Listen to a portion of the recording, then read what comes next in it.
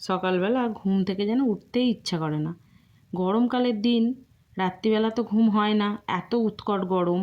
Fan চলছে যেন মনে হচ্ছে আগুন নাবছে। কিছু করার নেই, উঠতেই হবে ভোরবেলা। কারণ এখন বোন এখানে আছে, বোন ডিউটিতে যাচ্ছে, তারপরে আবার আমার বর বেরোয় ডিউটিতে। তো সেই জন্য ভোরবেলা উঠে ওদের টিফিন বানাতে হয়। তো ওদের টিফিন বানিয়ে নিয়ে ওরা চলে গেল। চলে যাওয়ার পর আমি এবার বাড়ির সমস্ত বাসি কাজ সারতে লেগেছি। এদিকে বাবু ঘুমাচ্ছিল, তো বাবুকেও তুলে দিলাম, ওর পড়া আছে, তাই ও পড়তে যাবে বলে ওকে তুলে দিয়ে, কাল থেকে মনে হয় মর্নিং স্কুল আছে, আজকে পড়া আছে, সকালে পাঠাবো। ওকে তুলে ব্রাশ করতে পাঠালাম, আর আমি এদিকে বিছানাটা পরিষ্কার করে নিলাম।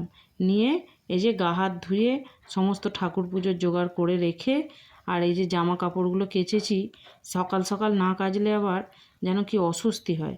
এই যে কেচে এবার রোদে দিয়ে দিলাম, দিয়ে এবার সকালবেলা আবার একটু টিফিনের জোগাড় হবে, মানে ছেলেটা এবার স্কুল যাবে, আজকে তো বেলায় স্কুল, তো স্কুল যাবে, কি নিয়ে যায় আবার দেখি। বলে তো গেছে যে মা আজকে চাউমিন খাবো, তো ওকে একটু চাউমিন করে দিতে হবে, আর নিজেকেও তো খেতে হবে।